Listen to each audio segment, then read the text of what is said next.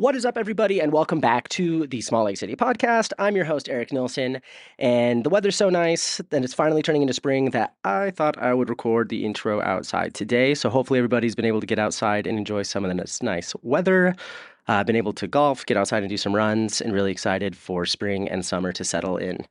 As far as the guests for this week, excited to announce Iggy and Randi. So Iggy and Randi are the first people since Corinne Benoit in some of the early episodes to reach out to me and say that they think they would be a good candidate for a guest. And this time I completely agreed.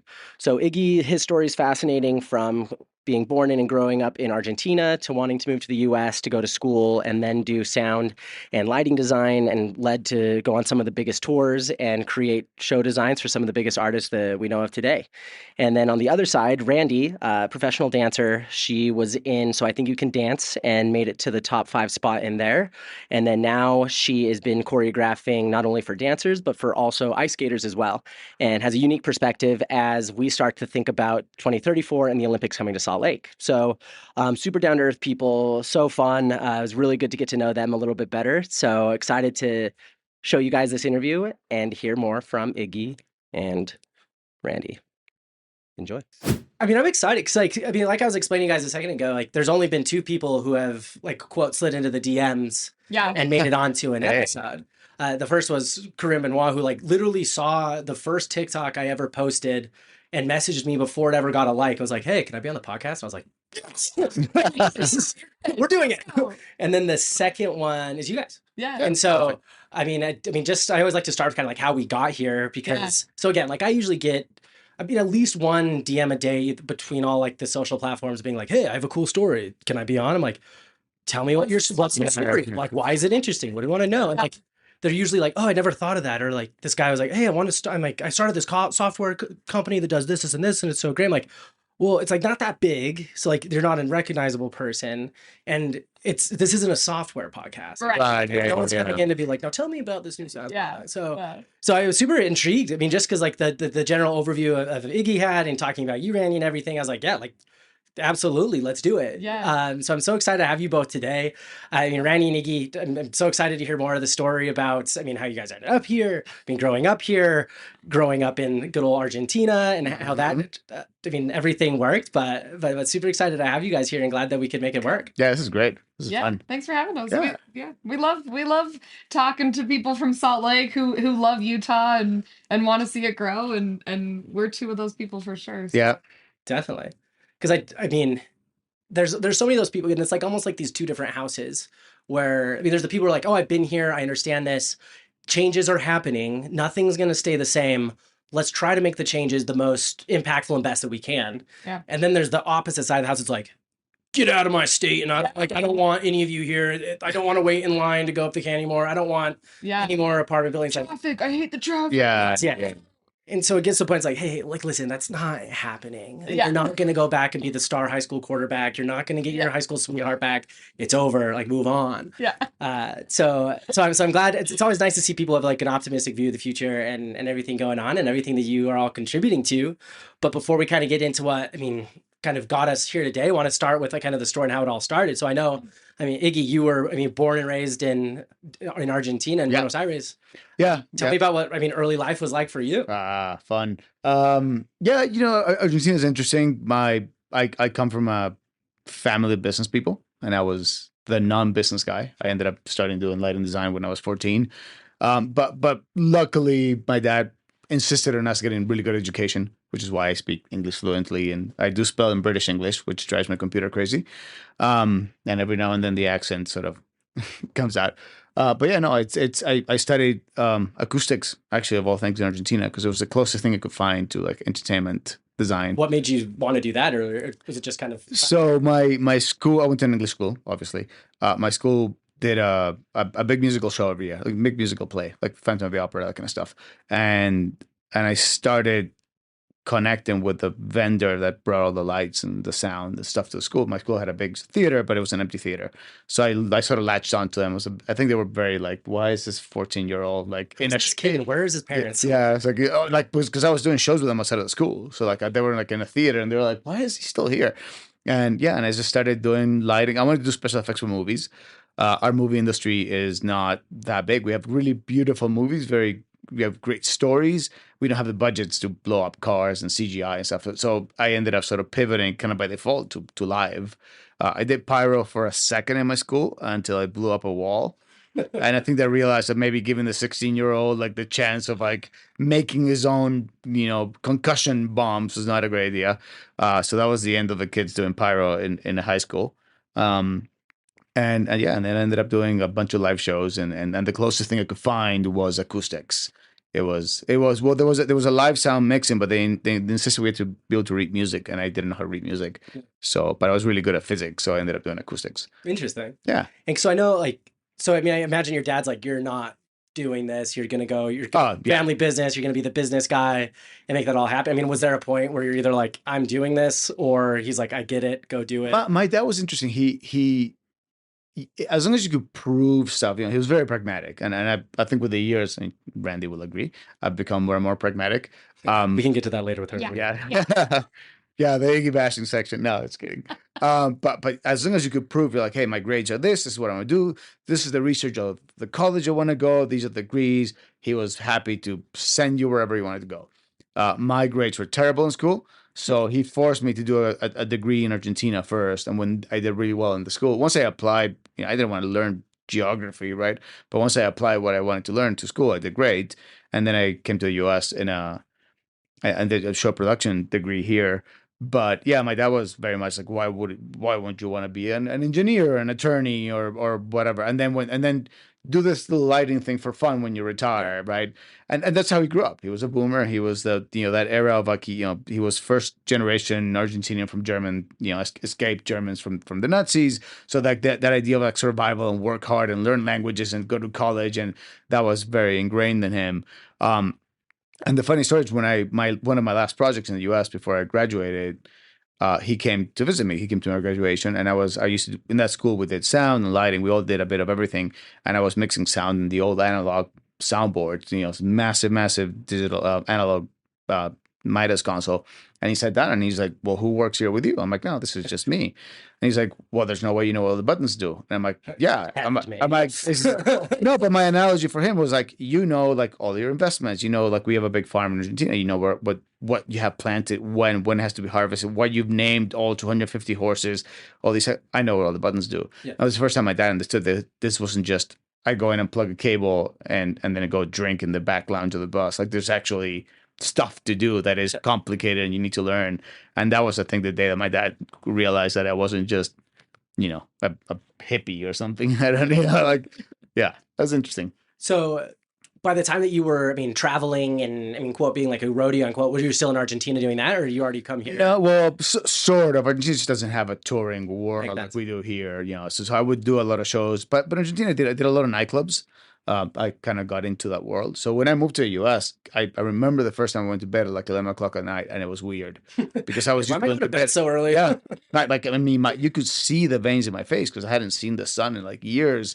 Because our clubs, I used to close clubs at like 9 in the morning, and then sleep till 5 o'clock in the afternoon. Yeah, exactly. Yeah. So yeah, it was a lot of nightclubs, a lot of theater stuff in Argentina, not really touring. I was also, I was still in college. I couldn't just disappear and go on tour.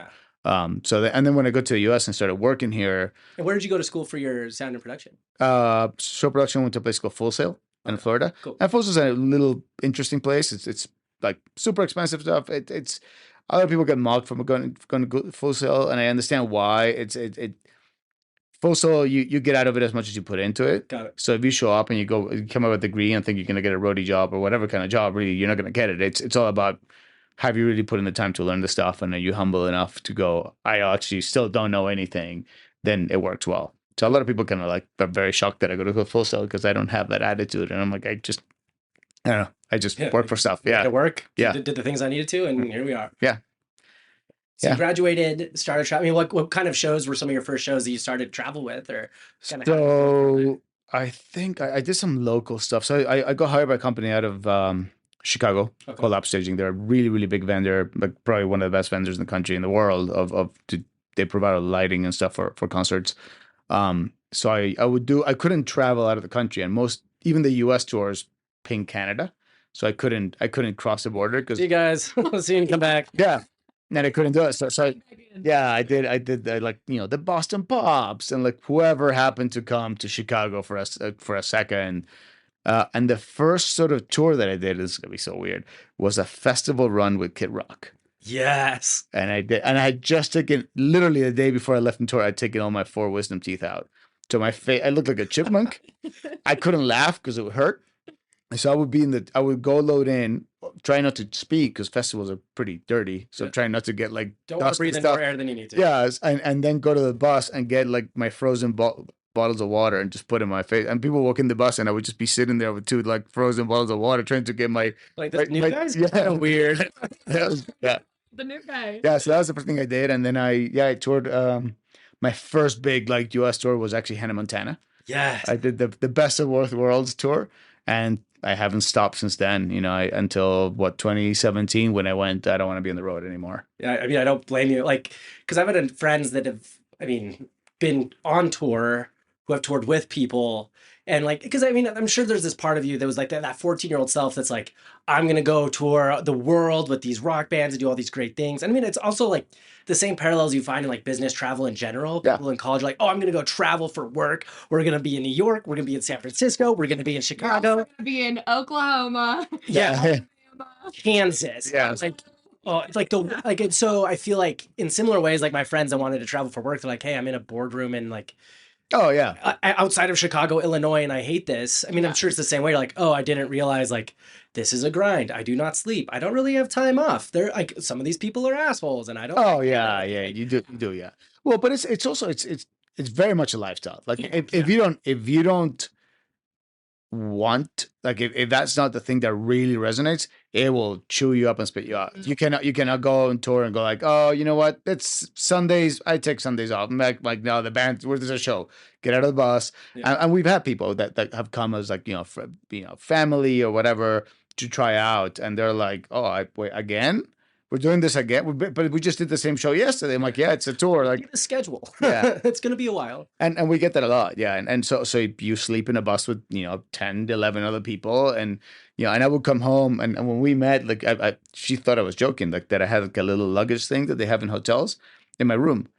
And she walked in and was like, oh, you actually have I'm like, yeah, my luggage is always open. Yeah. Like because I would just swap out clothes and just go on tour. Like a dresser. Like the the little luggage rack with the suitcase open was basically. That was part of my furniture. Yeah. Furniture. Yeah. Just in and out. And I was like, I like the decor. I've got my bed. I've got my luggage rack. Yeah. So it's your own little Holiday Inn. Yeah. But it's a lifestyle. Like, and there are days where you're like, I've slept 3 hours. There's days where like everything goes wrong in a show and like building it is really hard and tearing it down, loading it up again, over and over again, not sleeping, or there's a thing that they call submarine brides, which is when you have to get like across the country in a tour bus and you just drive for 12 hours and you're in a bus, right? And the tour buses are really nice usually, but other than the bunk area in the middle, there's a front lounge and the back lounge.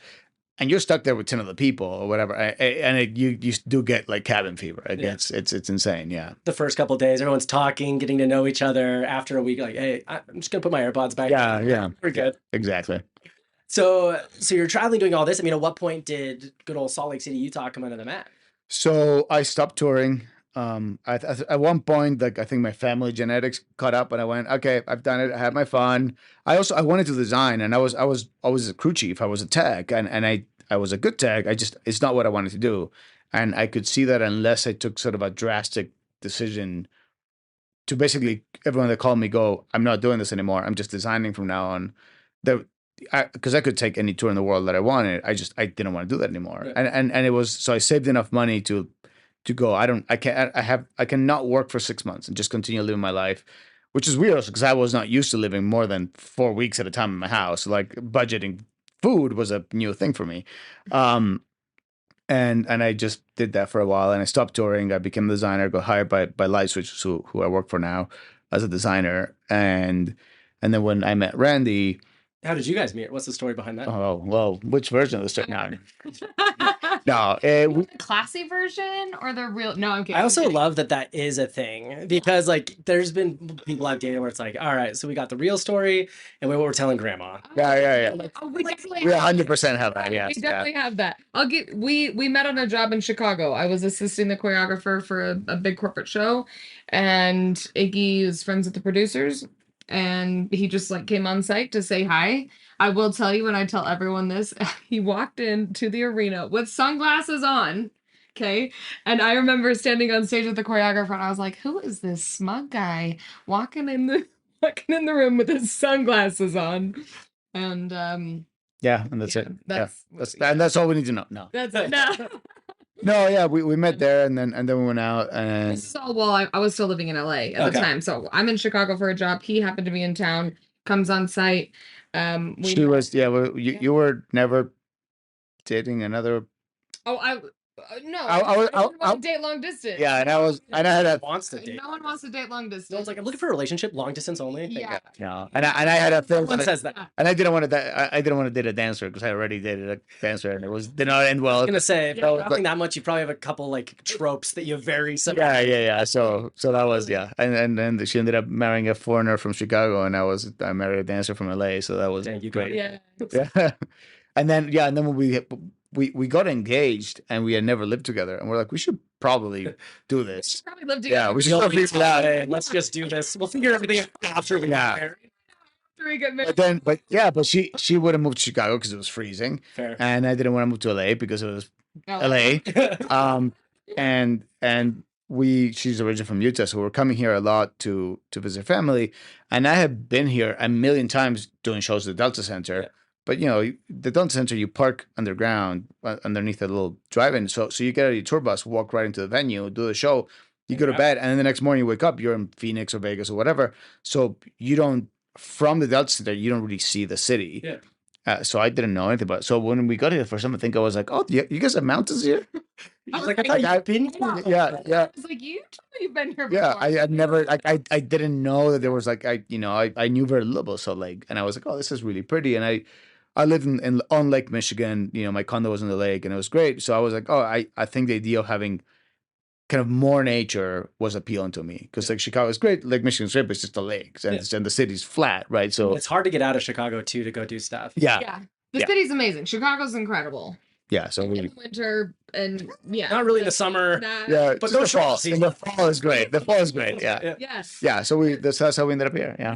I'm from Orem. Yeah. So let's go back to that. That's what I was gonna say. Yeah.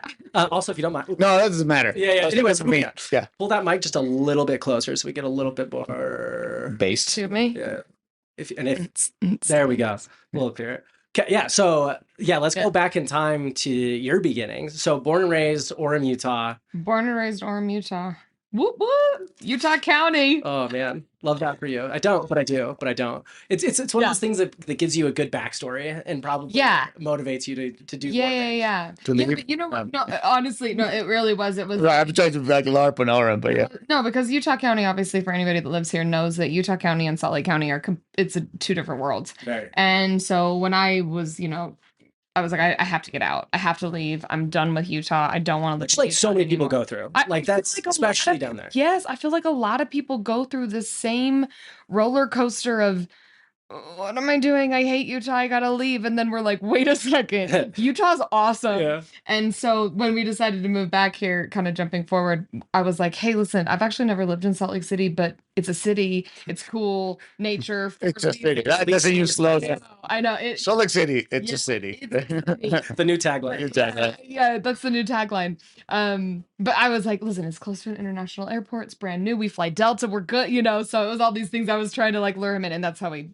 Oh, because also we have a set of like needs, and one of them is we need a big. We fly 140,000 miles a year. We need a big international airport. We can't go to like little town in the So that was a big thing also. No, I totally get that. And so, I mean, growing up in Utah, because I know like dance became very important to you. I mean, were you dancing? I mean, in your youth and high school and all of that time? Oh yeah, the whole time. I had no life other than dance, which obviously I loved. But my mom was a gymnast, so she put me in gymnastics when I was 3, something like that. And I think they knew pretty quickly that they were like, I don't think she's gonna make it in gymnastics. Pivot. Yeah, pivot immediately. So then I started dancing, probably 4 or 5. I started really young and grew up doing that. I'm the oldest of 6, so it was a lot of chaos at the house, and dance was my Escape. dance was the escape. But For you or for your parents? for everyone. Yeah, Everybody bet. one less in the house. That was dancing. Here, go dance. There's only 5. Yeah. Dance today? Yeah. It's Yeah. 4 hours. Oh, Sure, you have to no dance every practice. day. Yeah, I think you need to leave. But it was about 11 or 12, so 5th grade, somewhere around there, where my parents were like, okay, you've obviously got talent. Are we in or are we out? Because we got to decide right now. Are you going to go, are you going to go? Or do you not want to do this? Like, what do you want to do? Because it's going to be... Your mom's holding a BYU. I know. Form. Make a pick. Sign here. I know, but I think I don't know. I don't really know exactly what they wanted, but at that moment, I was like, oh no, dance for sure. Yeah. And at that time, it was, okay, realizing that I'm going to give up a social life. I'm going to give up family vacation. I'm going to give up a lot of things that other kids might get to do. And also, I just knew really young that I was meant to do this. I was meant to do something.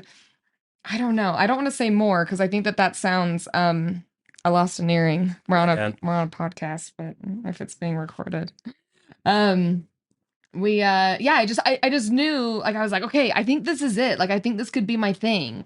And it turned out It was to be. It was my thing. I mean, Yeah. it's always nice when the thing you want to do, you find out sooner than later. Because I have like so many friends right now who are going through the same like crisis. It's not like a midlife crisis, but it's more of like a Quarter life crisis. well, it's different themes. Yeah. I would say more of like people like, I don't know what makes me happy, what I like to Yeah. do, or what I want to do for the rest of my life. Yeah. I've been told everything. I've been Yeah. told every step of the way, Mhm. and it's either not worked out the way everybody planned it, or I'm not happy and something needs to change. And it's like, Yeah. so I'm like so envious. You're like 5th grade, like, Yeah. send it, and right. Well, and also I will say it did not come without a lot of sacrifice, a lot of work, obviously, and also I can't even say that what I thought was going to be is. Like, my life is completely different than what I thought. Visualized. Yeah, that what I thought. Like, I'm gonna move to New York. I'm gonna be a dancer. What? Honestly, someone please tell me what that means. I don't even think I knew. Honestly, those phrases alone, you could end up as a stripper. Yeah. Exactly. Like, what does that even mean? And so I did. I moved. Pets, Yeah, anything, like anything. Yeah, I didn't really know what that meant. I just had really good teachers and really good mentors and supportive family that were like, I don't know, here you go find out. So when I was 17, I moved to New York and found out real quick that wasn't the place. That was not What the were you doing one. first? Yeah. Was it school or was it? No. I was just auditioning. I was broke, living on my mentor's couch. At 6 months, she was like, "Are you gonna move? Like, are you?" I need to sit down. Yeah. Get out of the way. Going anywhere anytime soon. But actually, while I was there, I will say one of my dream jobs, I wanted to dance for Radio City Christmas Spectacular. Yeah. I wanted to dance at Radio City. And it took me 3 years to book that job. Mind you, I know you can't see me. I'm 5'3", so don't even think for a second that I was a rocket. I was one of the ensemble dancers. And it took me 3 years to book this job. And after, I remember getting the call. I remember exactly where I was when they called and said, you booked the job. And I was like, holy shit. I called everyone. I was like, oh my God. So that was kind of the first big job that I was like, okay, this is working. But it's like one of those, those pictures that it's like where you are and the goal, and then the squiggly lines in between. It's just like, what the fuck's happening? It's like that. This industry, like being a professional dancer for so long, this industry is very much like you go to a job interview every single day and you get rejected day after day after day after day after day. And then you might get a yes. And then you do the same thing over and over and over and over again for years. Yeah. Right. So you learn perseverance real quick. Yeah. Like, okay, how bad do you want to do this? So you're in New York, you get the job that you've always wanted to. It's starting to look like things are shaping out. Yeah. And then at what point were you like, all right, I'm out of New York, on to my next spot? Well, The couch, the couch is out. Yeah. I will say I met someone who lived in Utah at the time of getting this job.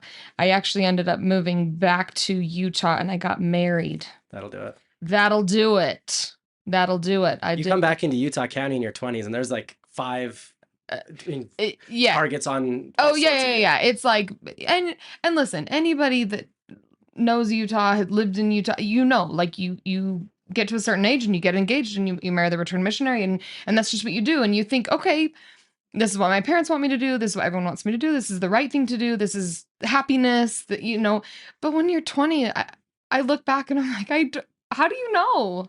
How do you know that that's what makes I don't you even know who happy? you I don't know Yeah, who I am. can't I imagine. don't know how to be a wife. I don't know how to do this. And that, for what it's worth, like I learned a lot of lessons. There we go. That's maybe what I'll say about that.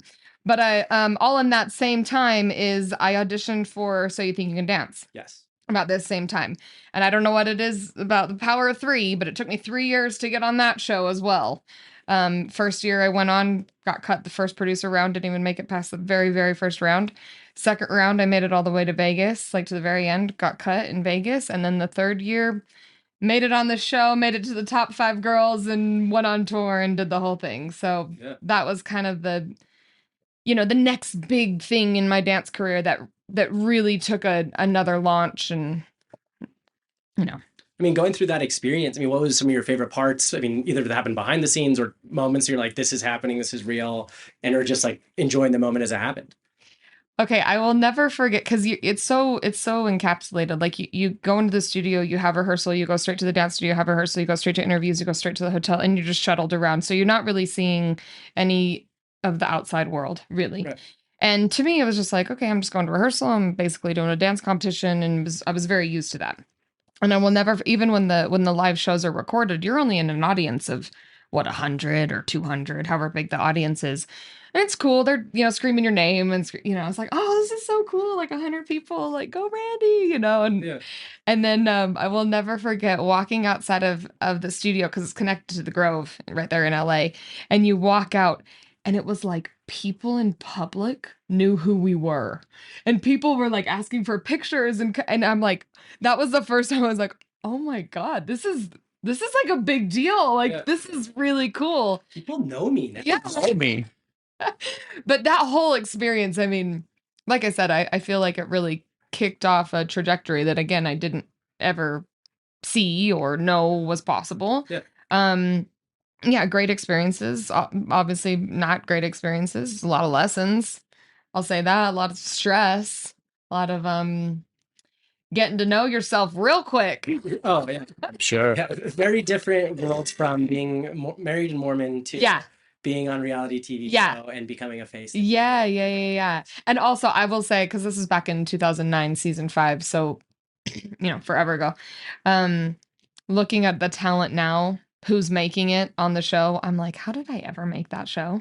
Like, honestly, how did I ever make that show? The odds of making that show are so slim. I mean, it's like winning the lottery. You could go back. I don't know. Maybe my 20-year-old self could. Right now, I'm like, I don't know.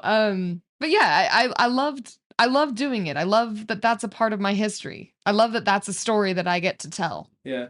Well, that's what you were saying about like walking out of the studio. You're like, people know me. Like this hasn't happened before. Oh my gosh, what's his name? The guy on Friends that just passed away from drowning. Oh my God. Oh, Matthew Perry. Oh, Matthew Perry. On Friends. So I finished his audiobook, and there's a moment where everything's recorded so they do the pilot. Everyone's like, this is great. Let's record the first season. First episode, first season's about to launch. They had just done like a press tour in Vegas, and the producer's like, hey guys, you guys all need to go out tonight and do whatever the hell you want. Go be in public as much as you can, because after this, that will never be able to happen again. And all of them were like, he talked about it, like, they're like, what do you mean? Like, this is never, and then he's like, to that point, I was never able to go out and not be recognized as Matthew Perry. And I mean, the same thing happens to me every time I step outside my door. No, I'm kidding. I'm kidding. No, man. Oh my gosh, you know me. It's like, no, he's your man. No. No, it was just, it was kind of an experience of a lifetime type thing. Yeah, I mean, I'm sure. Yeah. I mean, having that, again, having like that next step of that career that you wanted to have that happen. Yeah. Be successful, go so far, and then be able to go on tour and keep doing things that you love. Yeah. I mean, but it is so funny that you guys both had these like similar experiences where like, yeah, you're on tour, and then she goes on tour, Yeah. and you meet on tour doing Yeah. different things. So, I mean, would you feel like your experiences being on tour and traveling were similar to Iggy's, and just kind of like, I mean, it was fun and it was good, but definitely had a life where you're like, I want to move on to something else. Yeah, I mean, when I went on tour, so after So You Think, that was only a 2.5 month tour, and then I did another tour in Tokyo, and then I toured US with Derek and Julianne Hough here. But all of my tours were honestly a month, 2 months, really sporadic. Even when I went on with another show around the country, I was on and off tour for about 10 years. That sounds nice. Hmm? Month? Yeah. Yeah. I think he's like, this was an option. Yeah, but I did a 2-year tour once. What are you talking about? Month? No. It's exactly what Iggy said. It's a lifestyle. It's a choice. It's definitely a choice. And also people think that it's this glamorous life, which I love our life. I wouldn't give our life up for anything. And also it comes with, I am tired. I'm tired all the time. I really am. Like, you have to prioritize your sleep. I'm in a different city almost every night. I'm in an airplane. I live in an airport. I'm in Ubers. I get Uber Eats. You know what I mean? Yeah. It's that lifestyle, and I can't imagine it any other way. Like, Yeah. this is